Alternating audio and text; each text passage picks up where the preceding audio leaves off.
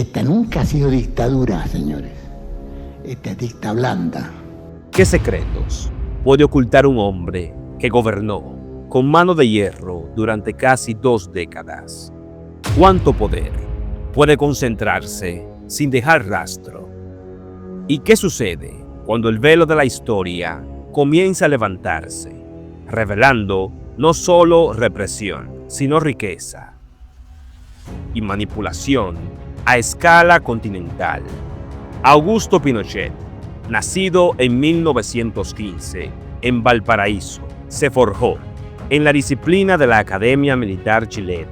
Su ascenso fue metódico, lento, casi imperceptible, hasta que el 11 de septiembre de 1973 lideró un golpe de Estado que derrocó al presidente Salvador Allende. Son las 12 del día, 9 minutos 30 segundos. Esta es Radio Cooperativa. A partir de ese momento, su figura se transformó en un símbolo contradictorio. Para algunos, orden; para otros, terror. Bajo su mando, el país vivió un régimen autoritario, marcado por la censura, la represión y un culto a la personalidad cuidadosamente construido. Durante años, su gobierno promovió una imagen de austeridad y firmeza, pero tras esa fachada se tejía otra historia, una de silencios, de cuentas en el extranjero, de secretos celosamente guardados. Yo nunca, señorita, le vuelvo a decir, hubo una guerra irregular. Hoy, las piezas de ese rompecabezas comienzan a encajar, y lo que emerge no es solo el retrato de un dictador, sino el de una red de poder, dinero y manipulación que perduró mucho después de su caída. Tras el golpe de Estado de 1973, Chile cambió radicalmente. El Congreso fue disuelto, los partidos políticos ilegalizados y miles de opositores fueron perseguidos. Centros clandestinos de detención comenzaron a operar en la sombra, muchos de ellos con la complicidad de mandos militares y organismos de inteligencia como la DINA. Las desapariciones forzadas se convirtieron en parte del paisaje oculto del país, mientras la población vivía entre silencio impuesto y el miedo latente. La narrativa oficial hablaba de pacificación, pero la realidad apuntaba a una maquinaria sistemática de represión. Durante años, cualquier intento de investigar fue rápidamente silenciado o desacreditado. Los archivos eran inaccesibles, los testigos temían hablar, y la impunidad estaba asegurada por un sistema que se protegía a sí mismo. Sin embargo, en paralelo a la versión oficial, comenzaron a circular historias en voz baja de casas convertidas en centros de tortura, de vuelos sin retornos, de cuerpos desaparecidos. Eran rumores, sí, pero muchos con nombre, fechas y lugares, fragmentos de una verdad mucho más grande que aún se resistía a ser descubierta.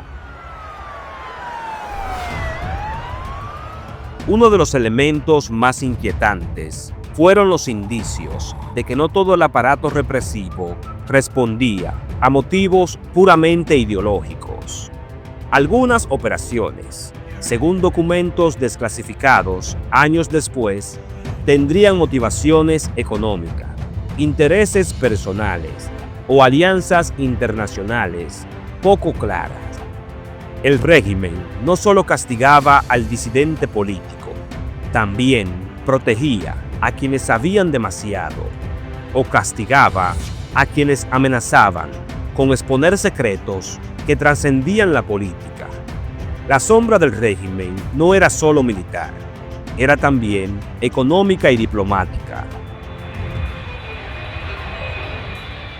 En 1998, Augusto Pinochet viajó a Londres por motivos médicos.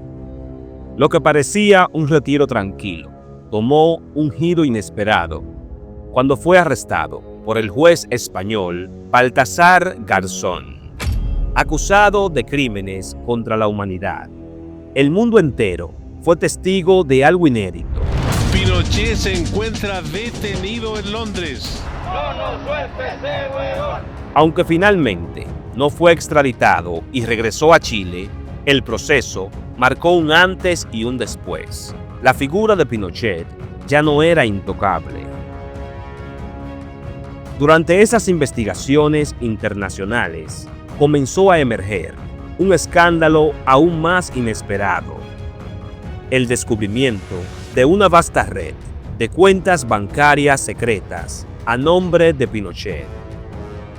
En bancos de Washington se encontraron fondos no declarados que sumaban millones de dólares.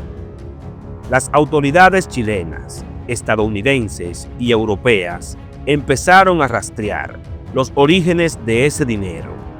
Lo que se reveló no solo cuestionaba su imagen pública de austeridad, sino que implicaba corrupción, lavado de dinero y uso indebido de fondos del Estado.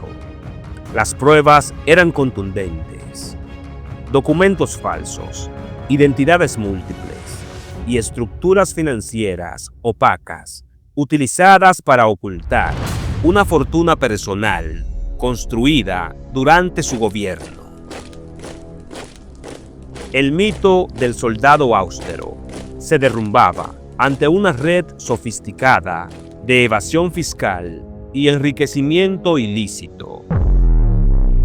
La comunidad internacional, que lo había juzgado por violaciones a los derechos humanos, ahora lo observaba también como símbolo de corrupción a gran escala. Y en esa doble acusación, moral y financiera, comenzaba a tambalear su legado, incluso entre sus antiguos defensores. Las investigaciones en torno a la fortuna de Pinochet fueron lideradas por periodistas, fiscales y jueces, que poco a poco lograron desentrañar la compleja red financiera que había construido. Se descubrió que utilizó seudónimos como Daniel López o José Ramón Urgate, esto para mover fondos entre bancos internacionales. Se identificaron más de 125 cuentas bancarias vinculadas directamente a él, muchas de ellas abiertas durante su presidencia. Lo más escandaloso era el origen del dinero: fondos reservados del ejército, desviaciones de ayuda internacional e incluso posibles comisiones por compras militares. El caso del Riksbank fue clave. Investigaciones del Senado de Estados Unidos revelaron que la entidad financiera había ayudado activamente a ocultar los activos de Pinochet, violando normas de control. Esto desató un efecto dominó. Nuevos bancos comenzaron a revisar sus registros. Surgieron más cuentas y los montos estimados de su fortuna comenzaron a multiplicarse. Algunas cifras hablan entre 18 y 28 millones de dólares, aunque otros investigadores sugerían sumas aún mayores, difíciles de rastrear. Lo más inquietante no era solo el dinero, sino lo que representaba: un uso sistemático del aparato estatal para fines personales.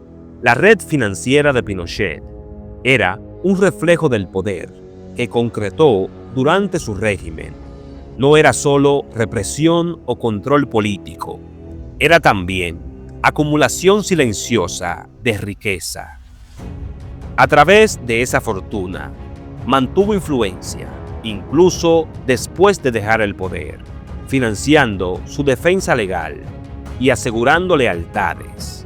Fue, quizás, su último y más oscuro secreto.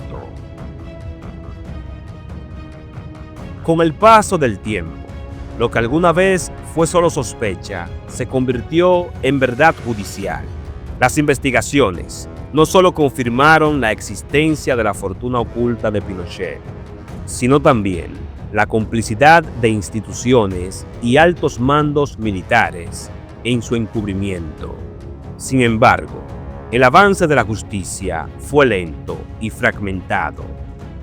Pinochet falleció en 2006 sin haber sido condenado ni por crímenes de lesa humanidad ni por enriquecimiento ilícito.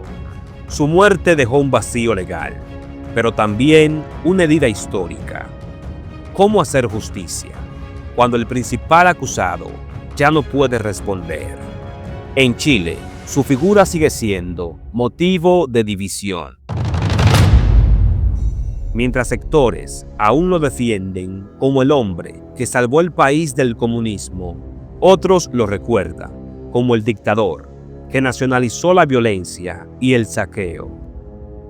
Las nuevas generaciones crecen con una imagen menos mitificada, alimentada por documentos, archivos desclasificados y testimonios. La historia dejó de ser un relato oficial para convertirse en un campo de reconstrucción crítica. Y en ese proceso, la verdad sobre su riqueza se ha convertido en símbolo del abuso estructural del poder. La dimensión económica del régimen de Pinochet es tan relevante como la política. Su fortuna no fue un accidente, ni un detalle menor. Fue parte de un sistema diseñado para proteger al poder absoluto, incluso de sí mismo. Y es en ese reconocimiento donde se juega gran parte de la memoria histórica de Chile. La revelación de su último secreto no solo expone una red de corrupción, también obliga a la sociedad a revisar qué tanto se supo, qué tanto se permitió y qué tanto aún falta por revelar. Augusto Pinochet murió sin enfrentar un juicio definitivo, pero su legado permanece bajo el escrutinio implacable de la historia. El único país en el mundo que se dice sacamos a los comunistas de aquí. Lo que comenzó como un gobierno autoritario, marcado por la represión, terminó por revelarse también como un entramado de enriquecimiento privado, sostenido desde la estructura del Estado. Su último secreto, la fortuna escondida, es más que una cifra. Es el símbolo de cómo el poder absoluto puede corromper, incluso en las sombras, incluso después del retiro. Hoy, la memoria de su régimen se debate entre archivos abiertos, sentencias tardías y una sociedad que aún busca cerrar heridas. Las cuentas offshore, los documentos falsos y los millones no declarados no son solo un escándalo, son un recordatorio de que la verdad, aunque demore, siempre encuentra caminos para salir. Y cuando lo hace, exige más que justicia, exige memoria, exige responsabilidad y exige que nunca más se repita lo oculto como forma de poder.